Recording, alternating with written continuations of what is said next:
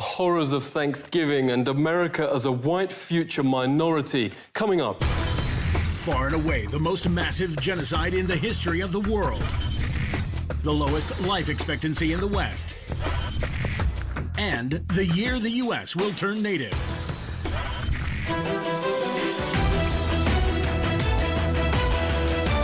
Virtually none of Thanksgiving has an ounce of accuracy, notes the bestseller Lies My Teacher Told Me. The idea of Europe bringing civilization to the Americas simply flips truth on its head. This is what European explorers actually found in North America. Far and away the most beautiful city on Earth. 5 times the size of London or Rome. Great towers and buildings rising from the water. 60,000 gleaming houses, and how spacious and how well built they were. Of beautiful stonework and cedar wood, and the wood of other sweet-scented trees. The many streets and boulevards of the city were so neat and well swept, despite the multitude of inhabitants, crisscrossed with a complex network of canals, like an enormous Venice, but also remarkable floating gardens that reminded of nowhere else on Earth. While Europe was drinking water from its polluted city rivers, huge aqueducts transported America's water from fresh springs. But what impressed most were the special merchant areas where timber and tiles and other building materials were bought and sold, as well as greengrocer streets where one could buy every sort of vegetable, fruits, honeys, nut paste and chocolates. Astonished by the personal cleanliness and hygiene of the colorfully dressed populace, and by their extravagant use of soaps, deodorants and breath sweeteners. Most Europeans never bathed and kept clothes on at all times. The Pilgrim's Notes biographer Zini Feiner had a terrible smell. Indians tried, quote, without success to teach them to bathe. The settlers also had bad breath from rotting teeth. Death and starvation was so common that corpses were just dumped in open pits known as poreholes. Many turned to alcohol and committed suicide. In fact, the story of the first settlers has been deliberately changed, notes author James Lowen, because the truth is so shameful. They actually settled hundreds of miles further south and stayed in America because the mission was a failure. Their real aim, reports historian Robert Beverly, was to find some gold and take it back to Europe.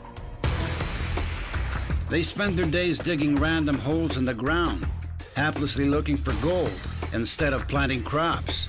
Soon they were starving and digging up putrid Indian corpses to eat. They took some Indian prisoners and forced them to teach the colonists how to farm. And the meal with the natives wasn't quite the Thanksgiving shown on TV and in schoolbooks. The colonists offered the Indians a toast to eternal friendship, whereupon the chief, his family, advisors, and 200 followers dropped dead of poison. In mainstream history books, perhaps the most common description of American territory then is virgin land. In fact, notes historian Peter Jennings, it was widowed. Horrific enough, the Nazi ethnic cleansings in Europe during World War II. Leading American studies professor David Stannard notes it's dwarfed by, quote, far and away the most massive act of genocide in the history of the world. The death of 100 million indigenous people in the, quote, American Holocaust. Some from disease, but also vast numbers from a deliberate policy aimed at wiping out the race that mainstream history books continue to pretend never happened. He notes when Heinrich Himmler called the final solution, quote, delousing, Himmler was only echoing the Pilgrim Army's rallying cry, nits make lice, nits being Indian babies. This was a map of Indian nations across the US. 80% of the first government's entire budget went on attacking existing Indian settlements to take their developed farmland.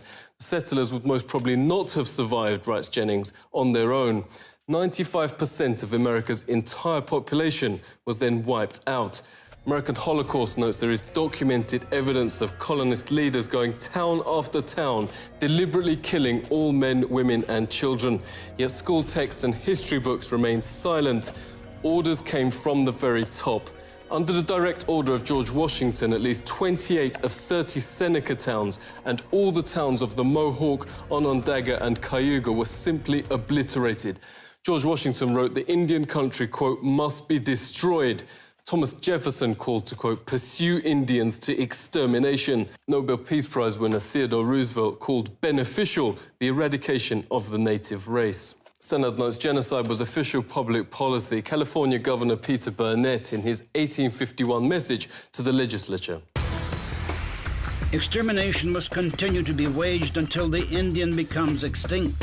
Another governor issued the public proclamation to, quote, pursue, kill and destroy all Indians. A witness notes the ensuing bloodbaths practically wiped out the native race.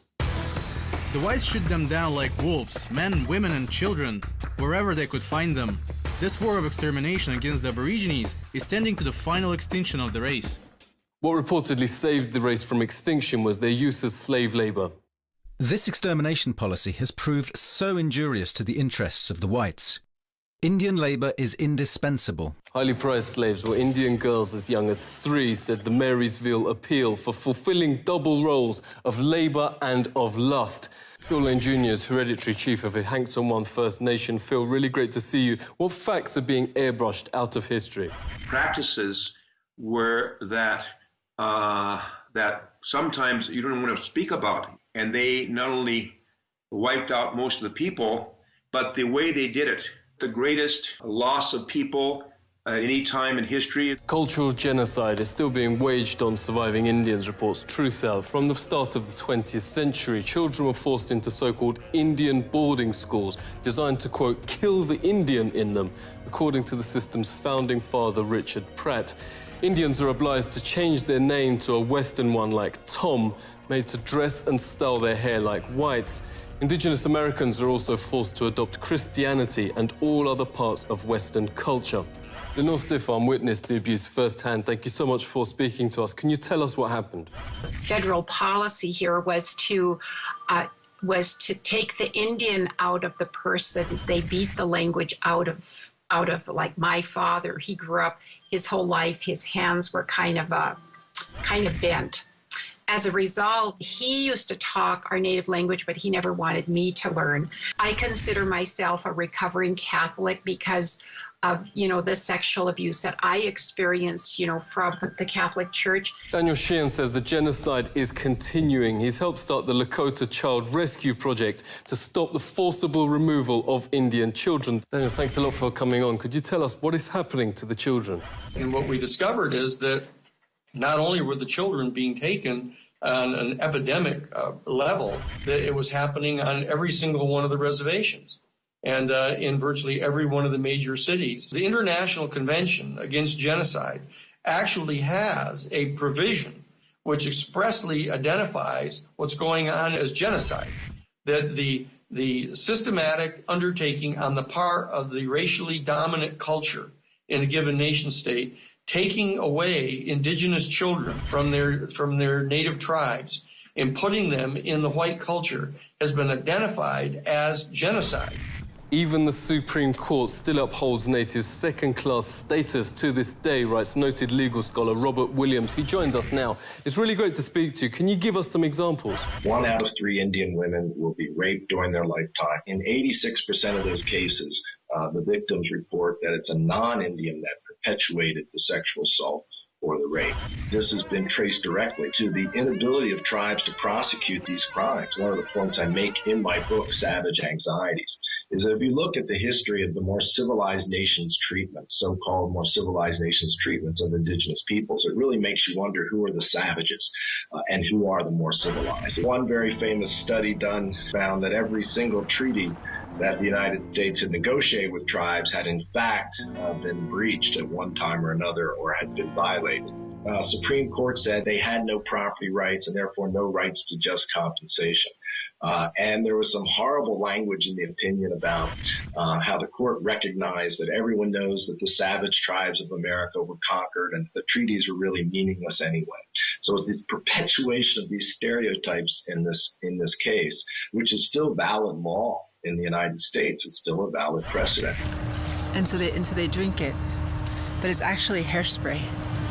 Native Indians now have the highest rate of suicide and pandemics of cancer in the Western Hemisphere. At 44, life expectancy is lower than Afghanistan and around the same as Europe at the time of the Pilgrims. For an official banquet to celebrate 350 years since Pilgrims landed, authorities invited native Indian Frank James to speak. But when they saw his speech taken from a settler's own account of what really happened, they wouldn't let him read it. The Pilgrims had hardly explored the shores 4 days before they robbed the graves of my ancestors and stole their corn, wheat, and beans. The Indians knew this fact, yet welcomed and befriended the settlers, little knowing that they would be killed by the settlers' guns. What has happened cannot be changed, but today we work toward a better America, a more Indian America, where people and nature are once again important. Frank has helped start a national day of mourning each Thanksgiving, a protest over the Plymouth Harbor and Mayflower replica. On the West Coast, thousands also gather for Unthanksgiving Day, calling on the US to honor treaties promising Indian rights and international law. The American government faces increasing domestic and international pressure. The Supreme Court has reaffirmed the validity of the Treaty of Fort Laramie, giving Indians rights over the area. The United